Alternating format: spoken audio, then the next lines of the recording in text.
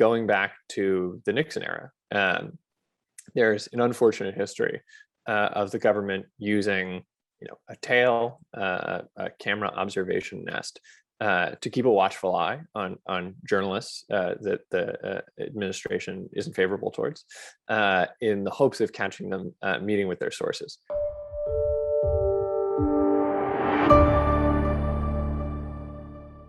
I'm Justin Silverman of the New England First Amendment Coalition. As we head into the holidays, please remember to make your year-end donation to NEFAC. Your contributions help us expand our advocacy and educational programming, and they help us reach larger audiences and train more citizens. Here's a few examples. We launched our 30-minute skills program earlier this year to provide quick-hit lessons that journalists can immediately use to improve their news gathering. We created a multimedia freedom of information guide that includes public record tutorials, legal resources, and legislation trackers. We just concluded our 11th annual New England First Amendment Institute, a week-long investigative journalism training program for local journalists provided at no cost to those who attended. Please support programs like these by going to nefac.org right now and clicking that donate link.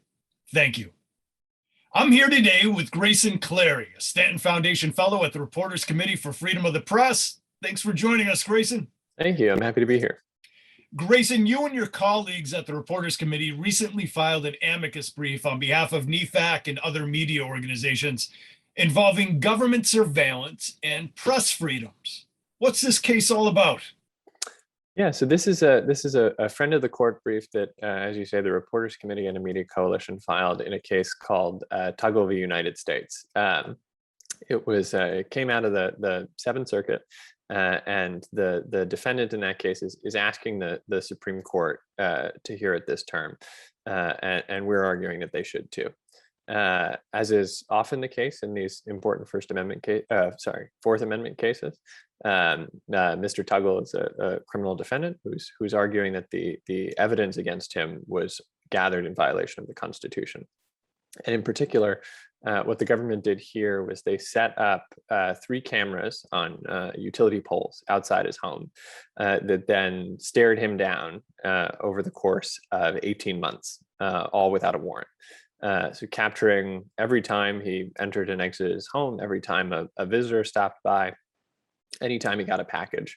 And he's arguing that violates a reasonable expectation of privacy under the Fourth Amendment. And the government should have had to go before a judge before it could engage in that kind of surveillance.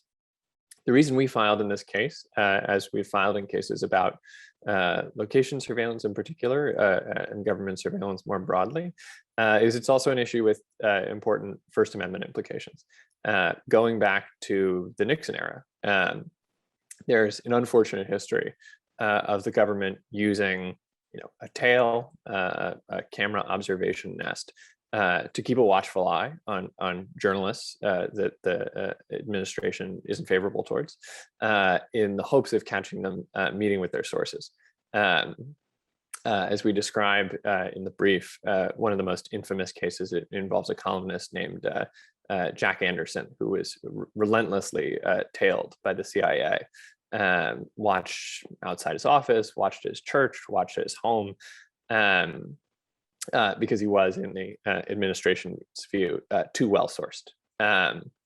And that kind of intrusion on the news gathering process can obviously have a chilling effect on the kinds of confidential reporter source contacts on which so much news gathering relies. And the trouble with the technology at issue in this case is it radically lowers the cost of engaging in that kind of monitoring. Right? If you think about the bad old days of the 70s, you had to really rub high officials the wrong way to justify the expenditure of time and effort that it would take to set up a whole team of agents in black suits to tail you everywhere you went. And it was also an an obtrusive way of trying to keep an eye on somebody. In Anderson's case, he noticed that there were all of these strange, identically dressed gentlemen following him around everywhere. And so he was able to take steps to dodge that tail and keep his sources under wraps. This kind of monitoring, the kind of monitoring that Mr. Tuggle is objecting to is surreptitious. It's cheap. The camera never tires. The camera never forgets anything. It can pan, tilt, zoom, record indefinitely, and you can review the footage later. So it really dissolves some of those practical resource constraints that otherwise might have limited the kinds of abuses that concern us. And so the basic point we make in the brief is, if, as the government maintains, the Fourth Amendment doesn't regulate this kind of surveillance at all, then the government could set up a camera wherever it pleases, just out of bare curiosity. And as the really, I think, ideologically diverse set of amici who filed in support of this petition underline, there's just no shortage of senses in which that's troubling, whether it's troubling to you because you think they're going to set it up outside a newspaper office, or set it up outside a church, or, as in Mr. Tuggle's case, just set it up indefinitely outside the home of a private citizen. Now, Grayson, there may be some people listening to you right now that are saying, we all have cheap technology in our pocket. We can go out in public and take photos, video of people walking around and recording where they're leaving and where they're going to. So what's the difference here between us as citizens doing that and the government doing it? Well, we try to underline 2 points in that regard. First, as you say, our view is it's very different when the government does it. One reason for that is, the government doesn't have any First Amendment rights of its own in the equation, right? The government is not going out there to gather the news so that it can, better inform the public about happenings in public spaces, as the sort of bystander with a cell phone who happens to record somebody might be. What we're talking about here is the government systematically staring somebody down so that it can exercise the kind of coercive powers that only the government has. And we think that justifies taking a closer look at this than it would, the behavior of a neighbor who happens to be a little bit nosy. The other point we underline is, a nosy neighbor might happen to see or take an interest in some fraction of the visitors you get at your home. But what unfolded here, and what's really troubling, is that if it puts its mind to it, the government can really capture everything. This is 18 months of surveillance. Even the nosiest neighbor probably is not going to bother keeping an eye on your front door for that long without blinking or sleeping. And the last point we make in this regard is we think the Supreme Court's on our side in this sense, in that a couple years ago, in an important case called Carpenter v. United States about cell phone location tracking, the Supreme Court said, sure, in some sense, your location is something that you've exposed to the public, but not really in any meaningful voluntary way. When you go out in the world with your cell phone, you didn't really have an option in today's day and age to leave that behind. And you didn't really opt in to having it track your location wherever you go. And nobody you happened to cross in the street can actually see what the government could see if it could collect that all, which is everywhere you've been, backwards in time, in a way that could reconstruct a model of who what church you're attending. In the case of our interest, what kind of sources you might be meeting with. And those same concerns are presented here. There is no passerby who sees and understands the totality of the visitors that you take, the meetings you set up. That information, that sort of backward-looking, comprehensive record of the private engagements you've made at your home or at another constitutionally sensitive location, that's something that really only becomes visible under the kind of sustained stare at issue in this case. So what's the ideal scenario here? U.S. Supreme Court agrees to hear this case. They make a ruling. What do we want to have them say?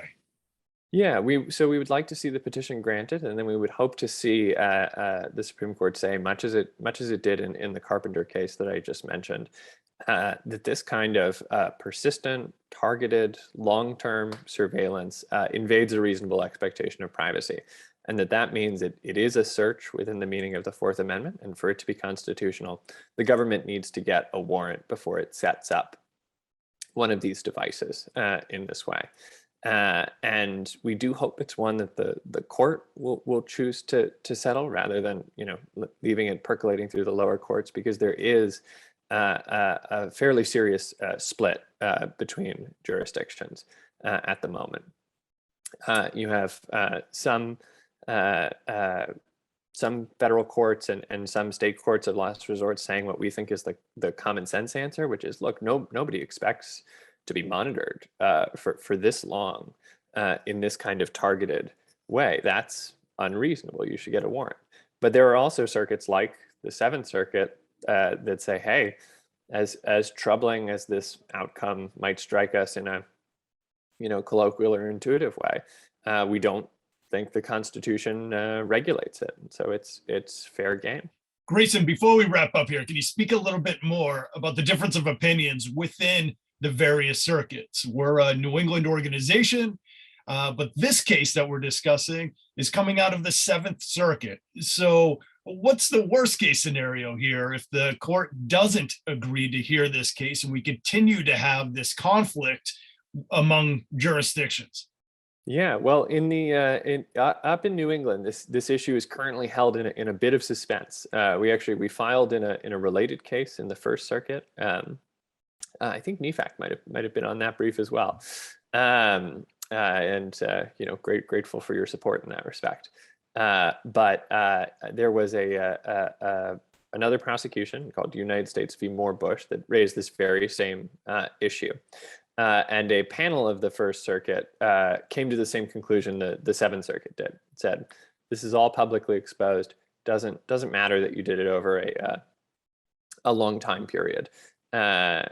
Not a search within the meaning of the Fourth Amendment. No constitutional harm.